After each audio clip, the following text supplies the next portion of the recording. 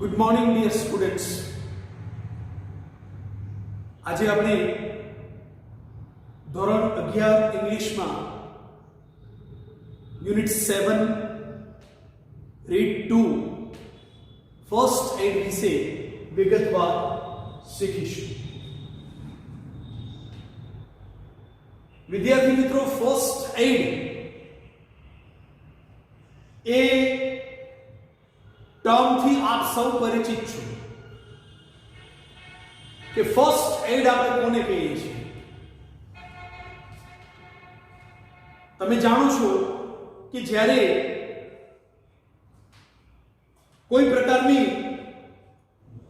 કોઈને ઈજા થાય છે, અકસ્માત સર્જાય છે યા અન્ય કોઈ કશુંક ઘા જેવું લાગે છે, તે વખતે ઓન ધ સ્પોટ જે પ્રાઇમરી ટ્રીટમેન્ટ જે આપવામાં આવે છે એને ફર્સ્ટ એડ તરીકે મેડિકલ સાયન્સની ભાષામાં ઓળખવામાં આવે છે. બરાબર? જ્યારે ફોર એક્ઝામ્પલ માની લો કે તમે રસ્તા પરથી જઈ રહ્યા છો તમારી બાઇક લઈને, બરાબર, અને ઓચિતાનું બ્રેક મારતા તમારી ગાડી સ્લીપ થઈ ગઈ અને તમે પડ્યા. તો જ્યારે કોઈને આ પ્રકારે કોઈને ઓચિતાની કોઈ પ્રકારની ઈજાનું થવું, અકસ્માત સર્જાવો યા અન્ય કોઈ આ પ્રકારે ઈજા કે ઘા પહોંચવું, ઘા લાગવું, એવા સમયે તમારી નજીક જે પણ હોય છે એ લોકો 108 ને જાણ કરે છે, જે તુરંત એ જગ્યા પર આવી જઈ અને તમને પ્રાથમિક સારવાર આપે છે. પછીની આગળની જે પણ ટ્રીટમેન્ટ હોય છે એ એના એક્સપર્ટ ડોક્ટર્સ આપતા હોય છે, એમડી યા એમએસ જે હોય તે. બરાબર? તો એને આપણે કહીશું ફર્સ્ટ એડ. આપણે ગુજરાત સરકારના શિક્ષણ વિભાગમાં જે એક નિયમ છે એ મુજબ પ્રાથમિક શાળાથી માંડી અને ઉચ્ચ શિક્ષણની પ્રત્યેક સંસ્થામાં ફર્સ્ટ એડ બોક્સ અત્યંત આવશ્યક છે અને ફરજિયાતપણે જે તે શાળાએ યા ઉચ્ચ શિક્ષણની સંસ્થાએ એ રાખવાનું હોય છે, જે નિઃશુલ્ક આરોગ્ય ખાતા તરફથી આપવામાં આવતું હોય છે. બરાબર? તો જોઈએ આપણે first aid. First aid is the immediate medical help given to an injured person before he or she is taken to the hospital. કોઈને દવાખાને યા હોસ્પિટલમાં દાખલ કરવામાં આવે એ પહેલા ત્વરિત જે પ્રકારની મેડિકલ સહાય કહો કે સારવાર કહો કે ટ્રીટમેન્ટ કહો જે આપવામાં આવે છે, that is called first aid. First aid helps to make sure that the injured person is safe and comfortable till a doctor can help. અને ફર્સ્ટ એડ નો મુખ્ય હેતુ એ હોય છે કે જ્યાં સુધી દર્દીને યા ઈજાગ્રસ્તને યા અકસ્માતનો ભોગ બનેલ વ્યક્તિને પ્રોપર ટ્રીટમેન્ટ મળે એક્સપર્ટ ડોક્ટરની, એ પહેલા એને એવા પ્રકારની સારવાર આપવામાં આવે છે કે જેનાથી દર્દી જે છે એ પોતાને સેફ મહેસૂસ કરે, પોતાને એટલું મહેસૂસ જરૂર કરી શકે કે મને હવે કોઈ ખતરા જેવું કશું નથી. બરાબર? એને કહેવાય એનો મેઇન ઉદ્દેશ્ય. In case of major accidents, the first aid given during the first hour has saved many lives. અને મોટા અકસ્માતોમાં પણ જ્યાં જીવનું જોખમ હોય એવી પરિસ્થિતિમાં પ્રથમ 1 કલાકની અંદર જે પણ ઈજાગ્રસ્તોને ફર્સ્ટ એડ જે પ્રાથમિક સારવાર મળી છે એવા કેટલાય કેસીસ છે કે જેમાં એ ઈજાગ્રસ્તો જે છે એ કેટલાય લોકોના જીવન બચાવી શક્યા છીએ અને બચ્યા છે. ઘણી વખત ડોક્ટર કહેતા હોય છે કે તમે એકદમ સમયસર આવ્યા છો, જો તમે અડધો કલાક યા 15 મિનિટ મોડા આવત તો કેસ ઓવર થઈ જાય. It means what? કે જે પણ એમને પ્રાથમિક સારવાર મળી હોય એ પ્રાથમિક સારવાર એના જીવનને બચાવવામાં બહુ જ ઇફેક્ટિવ સાબિત થતી હોય છે. Different injuries have to be treated differently. Before giving first aid, wash your hands well with soap and water. This is done to prevent germs from entering the wounds. તમે ચાહે કોઈ પણ પ્રકારની ફર્સ્ટ એડ આપતા હો, કોઈને પણ આપતા હો, ત્યારે પહેલી પૂર્વ શરત એ છે કે ફર્સ્ટ એડ આપવા વાળી વ્યક્તિએ પોતાના હાથને બરાબર સેનેટાઈઝ કરવા જોઈએ. બરાબર? સાબુ યા કહો કે પાણીથી, ખાસ કરી ડેટોલ સાબુથી, બરાબર, એ હાથ જે છે એને સેનેટાઈઝ કરવા જોઈએ અને ત્યારબાદ જ ફર્સ્ટ એડ ટ્રીટમેન્ટ જે છે એ આપવી જોઈએ. બરાબર? અત્યારે તો તમે સૌ જાણો છો, બરાબર, કે માની લો કે કોઈને સહેજ પણ એવી શંકા જેવું લાગે છે કે XYZ વ્યક્તિને કે કોઈ પેશન્ટને માની લો કે કોવિડ-19 યા કોરોનાની સહેજ પણ અસર છે તો પ્રાથમિક સારવાર રૂપે એ લોકો તુરંત જેને કહીએ ને કે ઉકાળો પીવાનું શરૂ કરી દે છે, નાશ લેવાનું શરૂ કરી દે છે. બરાબર? અને આ પ્રકારે આદુ, હળદર, લવિંગ, તેજાના આ બધા વાળું ગરમ ઉફાળું દૂધ પીવાનું શરૂ કરી દે છે.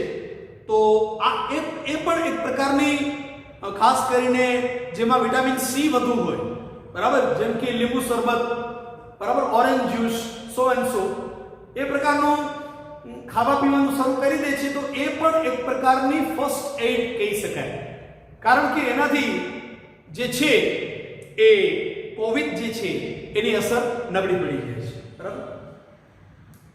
હવે સૌપ્રથમ આપણે જોઈએ બર્ન્સ. જ્યારે કોઈ વ્યક્તિ દાઝી જાય છે ત્યારે એને ફર્સ્ટ એડ કઈ રીતે આપવી જોઈએ? Burns are caused by fire, boiling water, steam, firecrackers, some chemicals or hot objects. Burns can be very painful and cause a lot of damage if they are not treated properly. જ્યાં સુધી દાઝ્યાની વાત છે, burns એટલે કે દાઝવું, એ મોટા ભાગે તમે જાણો છો યા તો આગથી, યા તો ગરમ પાણીથી, યા વરાળથી, યા ફટાકડાથી, યા એવું કોઈ કેમિકલ યા ગરમા ગરમ કોઈ પણ વસ્તુ કે પદાર્થ કે પ્રવાહી જ્યારે કોઈના શરીર પર પડે છે ત્યારે દાઝવાનું થાય છે. બરાબર? Burns can be very painful and cause a lot of damage if they are not treated properly. અને આ દાઝવું જે છે એ બહુ જ ભયંકર એક પ્રકારનું જેને કહીએ ને કે તકલીફ છે, એક પીડા છે, અને એનું સત્વરે ઉપચાર થવો જ જોઈએ. જો માની લો કે દાઝવું બહુ મોટા પાયા પર હોય અને સત્વરે જો એને ટ્રીટમેન્ટ ન મળે તો we frequently see or listen that many people lose their lives. ઘણા લોકો પોતાનું જીવન ગુમાવે છે અને એનું રીઝન એ હોય છે કે એમને સમયસર સારવાર મળતી નથી. બરાબર? હવે જો કે અત્યારના સમયમાં એને લઈને ઘણી બધી સામાજિક સ્તરે જાગૃતિ પણ આવી છે અને કાયદો પોતાનું કામ કરે છે. માટે અત્યારે આપણા ભારતીય સમાજમાં આવી બધી ઘટનાઓનું પ્રમાણ બહુ જ ઓછું થઈ ગયું છે. બરાબર? પરંતુ નહિવત પ્રમાણ એટલે કે 0% આપણે જેને કહીએ કે એમાં 0% કેસીસ આવે તો ખરેખર આપણે એમ કહી શકાય કે ઘણે અંશે આ પ્રકારના જે ઇવેન્ટ્સ છે એને નાબૂદ કરવામાં સફળ ગયા તેમ કહી શકાય. First, remove clothing which covers the burnt skin. Then pour cold water on that area for several minutes. Soaking the burnt part in cool water for 20-30 minutes will help relieve pain. Anesthetic skin sprays and creams may cause an allergic reaction. If there are no open blisters, apply antibiotic treatment and cover it with a dry bandage. Don't use butter, ghee, petroleum jelly or ice.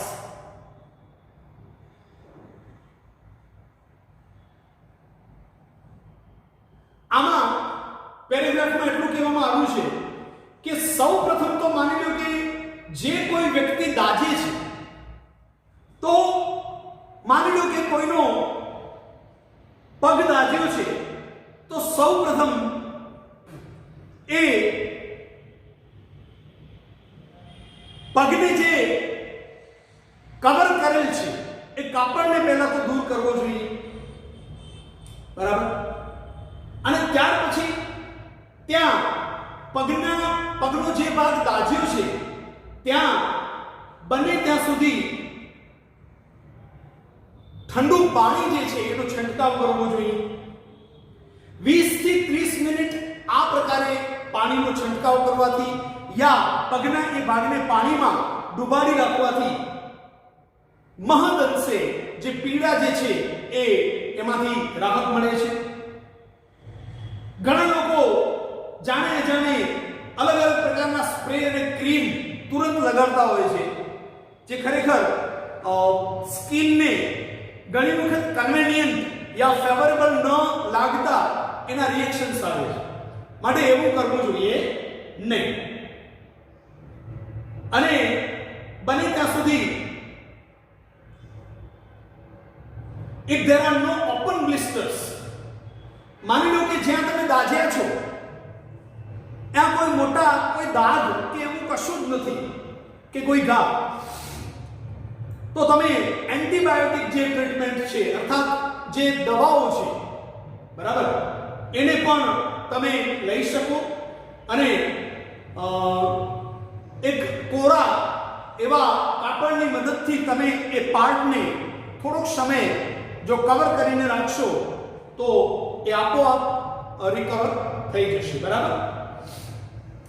પરંતુ મહેરબાની કરીને ત્યારે butter એટલે કે માખણ, ઘી કે કોઈ પણ પ્રકારની પેટ્રોલિયમ જેલી જે આવે છે એ દાજેલા ભાગ પર લગાવવું જોઈએ નહીં. In the case of very severe burns, હવે માની લો કે બર્નિંગ બહુ સિવિયર લેવલનું છે, અર્થાત દાજ્યાની ઘટના જે છે એ અત્યંત ગંભીર છે, અત્યંત જેને કહીએ કે મોટા પાયા પર છે, બરાબર. તો શું કરવું? Take the patient to the hospital as soon as possible. દર્દીને વહેલામાં વહેલી તકે, આપણે તો હવે 108 ની સુવિધા ઉપલબ્ધ છે, એને બોલાવી યા અન્ય કોઈ પ્રાઇવેટ વાહન દ્વારા સત્વરે એને નજીકની સરકારી યા ખાનગી હોસ્પિટલમાં, આવા કેસીસ મોસ્ટલી સરકારી હોસ્પિટલમાં જ લેવામાં આવતા હોય છે, ત્યાં એમને દાખલ કરવા જોઈએ. Give the patient A lot of water two drink, અને એવા સમયે દર્દીને વધુમાં વધુ પાણી જે છે એ લિક્વિડ જે છે એ પીવડાવવું જોઈએ, બરાબર. તો આ થયું બર્ન્સ. ત્યાર પછી કટ્સ એન્ડ બ્રુઝીસ. જ્યારે તમને કોઈ પ્રકારનું કટ, ઘા વાગે છે, બરાબર, અને બ્રુઝીસ એટલે કે એ રીતસરના એ ઘા દેખાવા માંડે, ત્યારે એ પરિસ્થિતિમાં શું કરી શકાય જોઈએ, શીખી આગળ. In the case of small cuts, wash the wound well with an antiseptic soap and plenty of clean, lukewarm water. માની લો કે શાક સમારતા સમારતા સહેજ ચપ્પુ વાગ્યું આંગળીમાં અને લોહી નીકળે છે, તો એનામાં ગભરાવાની કોઈ જરૂર નથી, બરાબર? શું કરવું જોઈએ આપણે? એ જે ભાગમાં ચપ્પુ વાગ્યો છે એ ભાગને આપણે પહેલા તો ચોખ્ખા પાણીથી ધોઈ દેવું જોઈએ અને ત્યાર પછી એને જે છે એ ગરમ હુંફાળું પાણી લઈ અને કોઈ ડેટોલ જેવા સાબુથી એને ધોઈ નાખવું જોઈએ. પછી શું કરવું જોઈએ? Dry the wound with a swab of cotton. કપાસ લઈ અને કપાસને એ જગ્યાએ એ ભાગ પર વીંટાળી દેવું જોઈએ યા બાંધી દેવું જોઈએ, બરાબર? If the bleeding continues, શું કહેવામાં આવ્યું છે નેક્સ્ટ સેન્ટેન્સમાં વિદ્યાર્થી મિત્રો? If the bleeding continues, press a thick pad of gauze covered cotton on the wound till it stops bleeding. અને માની લો કે જે જગ્યાએ કશુંક વાગ્યું છે ત્યાં લોહી એકદમ ધારદાર ફૂટી રહ્યું છે યા વહી રહ્યું છે, તો બને તો એ પાર્ટને તમે તમારા હાથથી દબાવી દો ત્યારે, બરાબર? અને શું કરવું જોઈએ? અને બને ત્યાં સુધી સત્વરે જ્યાં સુધી એ લોહી જે છે એ બહાર આવવાનું યા એ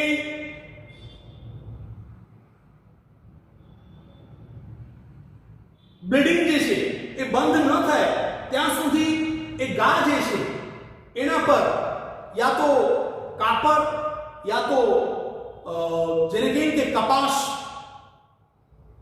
વાળું યા કોટન વાળું કાપડ જે છે એને બાંધીને રાખવું જોઈએ, એને ત્યાં સ્ટિક કરવું જોઈએ આપણે, બરાબર?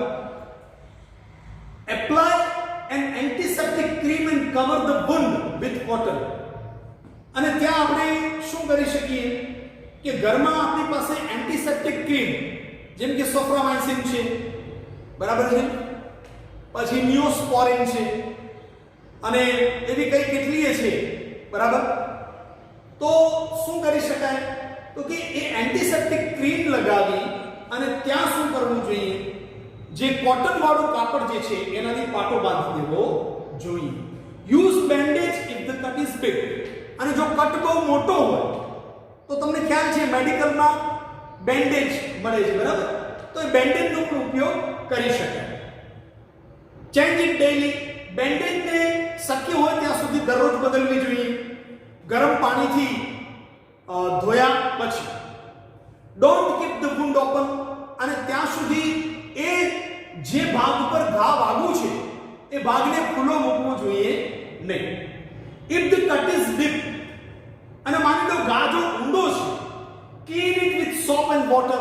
તો મેં તમને કીધું એ પ્રમાણે એને ગરમ પાણી અને આવા ડેટોલ જેવા ઇન્ડિયન મેડિકલ એસોસિએશન દ્વારા પ્રમાણિત જે એન્ટીસેપ્ટિક જે સાબુ જે છે, બરાબર, એ સાબુ અને ગરમ પાણીથી એ ઘાને ધોવું જોઈએ. Press a pad of gauze covered cotton or cloth to the wound. અને ત્યાર પછી ત્યાં જે એન્ટીસેપ્ટિક ક્રીમ હોય, બરાબર, એ એપ્લાય કરી અને ત્યાર પછી પાટું બાંધવું જોઈએ.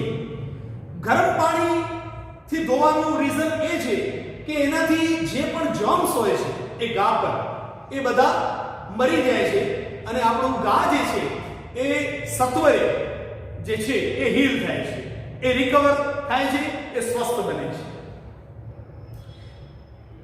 If the wound is on the hand or leg and continues to bleed, take a wide piece of cloth or handkerchief. Tie the cloth tightly a little above the wound. This is called a tourniquet. Make sure it is not too tight as this can cause injury. You should be able to slide a finger, okay, Take the patient to a doctor immediately. The doctor might decide to give an injection to prevent a disease called tetanus.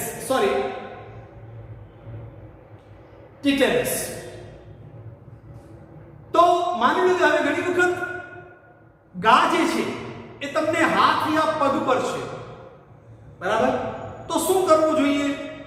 First add a જ છે કે તમે એ ઘાની થોડા ઉપરના ભાગમાં, અને જે ઘા જે છે એ તો ઢંકાવવું જ જોઈએ, પણ એના ઉપરના ભાગે તમારી પાસે જે પણ મોટું એવું કાપડ હોય જેમ કે રૂમાલ, એને બાંધી દેવું જોઈએ, પણ અત્યંત મજબૂત ન બાંધતા એને થોડુંક લૂઝ રાખવું, બરાબર?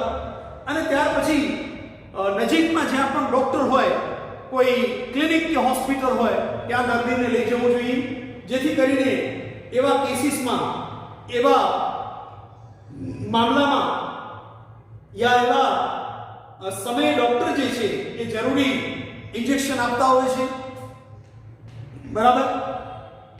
અને એમાં ટીટીનું ઇન્જેક્શન ખાસ આપવામાં આવે છે જ્યારે આ પ્રકારનો કોઈ ઘા વાગે છે ત્યારે, બરાબર? જેથી કરીને ધનુર્વા કે અન્ય કોઈ બીમારી જે છે એ લાગુ પડે નહીં, બરાબર? એને ટીટીનું ઇન્જેક્શન કહેવામાં આવે છે. તો વિદ્યાર્થી મિત્રો, આ થયું ફર્સ્ટ એડમાં બર્ન્સ વિશે અને કટ્સ એન્ડ બ્રુસીસ વિશે. ત્યાર પછી જે છે એમાં આપણે આગળ નેક્સ્ટ ટીચિંગ સેશનમાં આગળ વધીશું. Till then, good bye, have a nice day, take care of yourself, prepare yourself very, very sincerely, and till then,